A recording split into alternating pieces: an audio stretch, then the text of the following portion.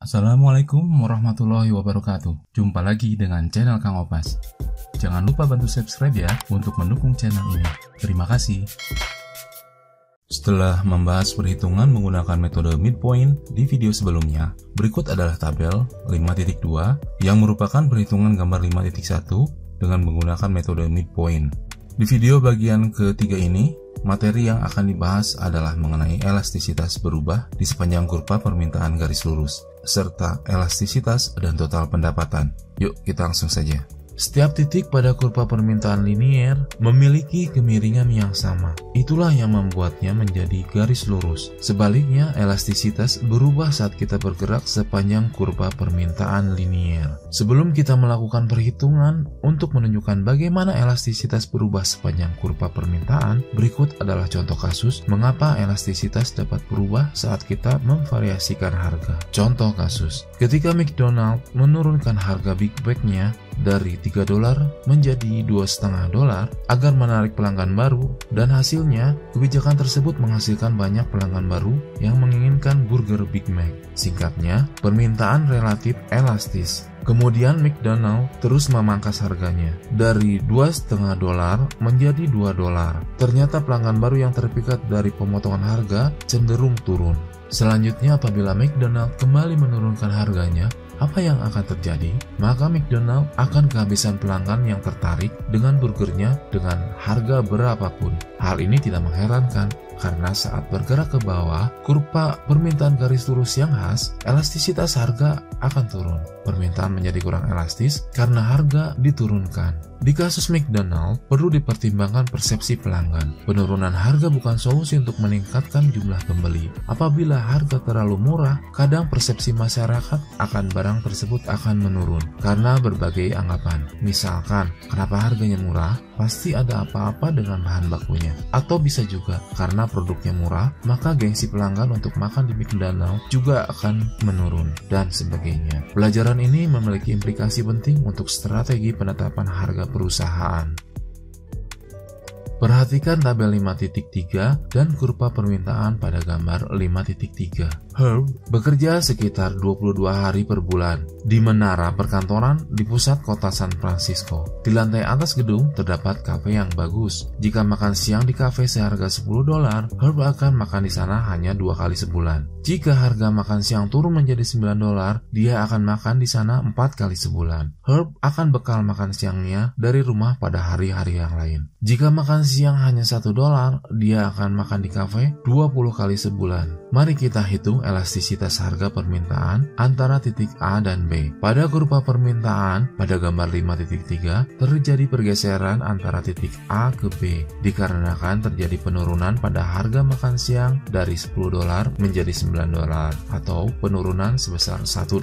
Dan Herb bisa makan siang di kafe meningkat dari 2 menjadi 4 kali per bulannya atau meningkat 2 kali. Kita hitung dengan menggunakan pendekatan titik tengah, pergerakan dari titik A ke B. Langkah pertama, menghitung persentase perubahan kuantitas yang diminta. Diperoleh nilai persentase perubahan kuantitas yang diminta sebesar positif 66,7%. Langkah kedua, menghitung persentase perubahan harga. Diperoleh nilai persentase perubahan harga sebesar negatif 10,5%. Langkah terakhir, menghitung elastisitas. Diperoleh nilai elastisitas harga dari permintaan sebesar negatif 6,4%. Artinya, persentase perubahan kuantitas yang diminta 6,4 kali lebih besar dari persentase perubahan harga. Nilai elastisitasnya lebih besar dari 1. Dengan kata lain, permintaan Herb antara titik A dan B cukup responsif. Permintaannya antara titik A dan B bersifat elastis. Pergerakan dari titik C ke titik D.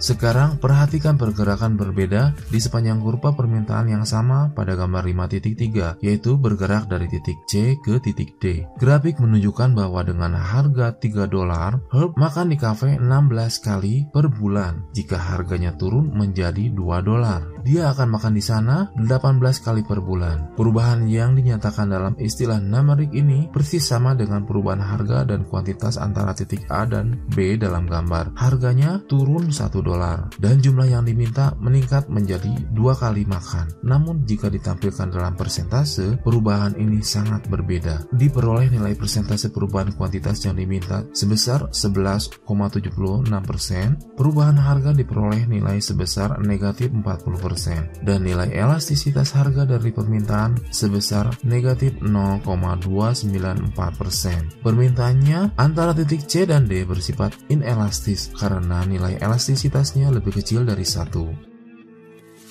Dengan menggunakan titik tengah sebagai dasar, penurunan harga $1 antara titik A dan B terjadi pengurangan 10,5%. Penurunan harga $1 yang sama antara titik C dan D adalah penurunan sebesar 40%. Peningkatan 2 kali makan di titik A ke B mempunyai arti peningkatan 66,7%. Sedangkan peningkatan menjadi 2 kali makan di titik C ke D bila dipresentasikan hanya mengalami kenaikan 11,76%. Persentase perubahan antara A dan B sangat berbeda dengan persentase antara C dan D. Begitu juga dengan elastisitasnya. Permintaan herb elastis antara titik A dan B. Penurunan harga sebesar 10,5% menyebabkan peningkatan kuantitas yang diminta sebesar 66,7%. Namun permintaannya menjadi inelastis negatif 0,294 antara titik C dan D. Penurunan harga 40% hanya menyebabkan kenaikan 11,76% dalam kuantitas yang diminta. Dari kasus ini, kita bisa mendapatkan pelajaran bahwa dengan harga tinggi, ada banyak orang berharap untuk makan di kafe. Jadi ketika ada pemotongan harga, konsumen akan merespon dengan baik. Tapi apabila kafe tersebut menyajikan terus dengan harga murah, maka orang sudah terbiasa untuk makan di kafe tersebut. Sehingga kafe tersebut sudah bukan tempat istimewa karena hampir semua orang pernah makan di situ.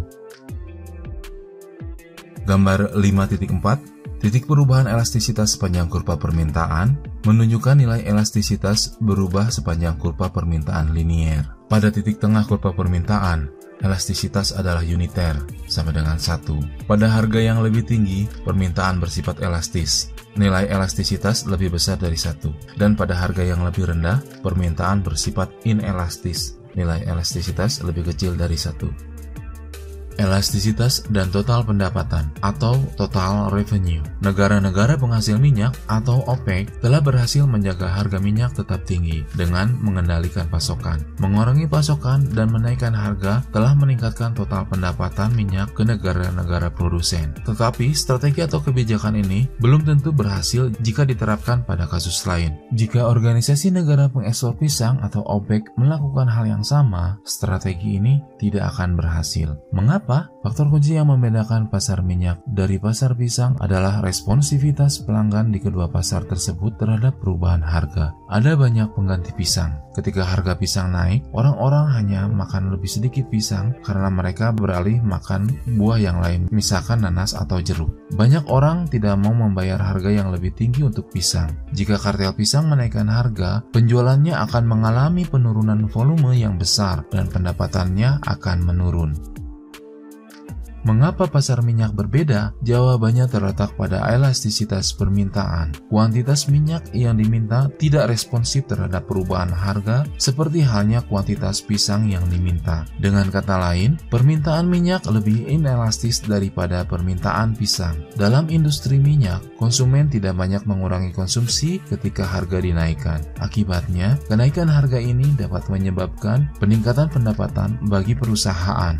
Salah satu fitur elastisitas yang berguna adalah mengetahui nilai elastisitas harga, memungkinkan kita dengan cepat melihat apa yang terjadi pada pendapatan perusahaan saat perusahaan menaikkan atau menurunkan harganya. Ketika permintaan inelastis, menaikkan harga akan meningkatkan pendapatan. Ketika, seperti dalam kasus pisang, permintaan elastis, kenaikan harga akan mengurangi pendapatan. Itulah argumen kenapa produsen minyak akan berhasil dan produsen pisang akan gagal jika mereka menaikkan harga. Elastisitas dan total pendapatan. Dari narasi antara OPEC dan OBEC menunjukkan bahwa perubahan harga dampaknya akan berbeda terhadap pendapatan produsen. Total pendapatan atau total revenue adalah perkalian antara harga, P, dan kuantitas, Q. Apabila dinotasikan ke dalam bentuk rumus, maka akan seperti berikut. TR sama dengan P kali Q, atau total pendapatan sama dengan harga dikali kuantitas. Bagi OPEX, total pendapatan produsen minyak adalah harga per barel minyak dikalikan jumlah barel yang dijual negara pesertanya. Bagi OBEK, total pendapatan adalah harga per tandan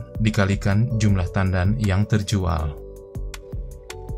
Ketika harga meningkat di pasar, kuantitas yang diminta menurun. Seperti yang telah kita lihat, ketika harga turun, jumlah yang diminta meningkat. Ini berlaku di semua pasar. Dua faktor, P dan Q atau harga dan kuantitas, bergerak berlawanan arah. Pengaruh perubahan harga pada jumlah yang diminta. Ketika harga naik, maka kuantitas yang diminta turun. Dan ketika harga turun, maka kuantitas yang diminta akan naik. Karena pendapatan total adalah produk atau hasil dari P dan Q, naik turunnya nilai TR adalah respon terhadap kenaikan harga yang mana tergantung pada mana yang lebih besar, antara persentase kenaikan harga atau persentase penurunan jumlah yang diminta. Jika persentase penurunan kuantitas yang diminta lebih kecil dari persentase kenaikan harga, maka total pendapatan akan naik. Berikut notasinya. Kejadian seperti ini terjadi ketika permintaan tidak elastis atau inelastis, karena nilai elastisitasnya lebih kecil dari 1. Pengaruh kenaikan harga pada produk dengan permintaan inelastis. Akibat dari adanya kenaikan harga, maka kuantitas barang yang diminta akan menurun. Namun, akibat dari kenaikan harga tidak menyebabkan penurunan yang sangat banyak pada jumlah barang yang diminta, sehingga total pendapatan yang diterima oleh produsen meningkat. Namun jika persentase penurunan kuantitas yang diminta setelah kenaikan harga lebih besar dari persentase kenaikan harga, maka total pendapatan akan turun. Ini notasinya. Hal ini terjadi ketika permintaan bersifat elastis karena nilai elastisitasnya lebih besar dari 1. Pengaruh kenaikan harga pada produk dengan permintaan elastis, akibat dari adanya kenaikan harga, maka kuantitas barang yang diminta akan menurun. Ada sedikit saja kenaikan harga akan menyebabkan penurunan yang sangat banyak pada jumlah barang yang diminta, sehingga total pendapatan yang diterima oleh produsen menjadi menurun. Hal sebaliknya berlaku untuk penurunan harga. Ketika permintaan elastis, penurunan harga akan meningkatkan pendapatan total. Pengaruh penurunan harga pada produk dengan permintaan elastis. Ketika harga barang yang bersifat elastis diturunkan, akibatnya permintaan akan barang tersebut akan meningkat banyak, sehingga total revenue perusahaan akan meningkat.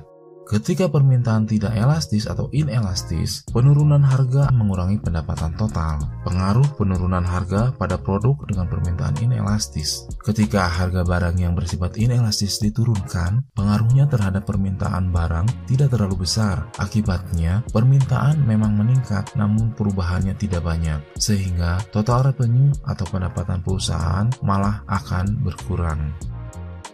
Untuk barang yang memiliki sifat elastis, kebijakan penurunan harga akan meningkatkan unit barang yang terjual dan kebijakan menaikkan harga akan menyebabkan kehilangan pelanggan. Logika sebaliknya untuk barang inelastis. Untuk kondisi elastisitas uniter, perubahan pada harga tidak berpengaruh pada total pendapatan. Menghadapi permintaan yang tidak elastis, produsen minyak akan mengalami peningkatan pendapatan jika terjadi kenaikan harga. Sebaliknya bagi kartel pisang yang menghadapi permintaan elastis, dengan terjadinya kenaikan harga pisang malah akan menurunkan pendapatannya. Demikian materi untuk elastis bagian ketiga, dicukupkan dulu sampai di sini.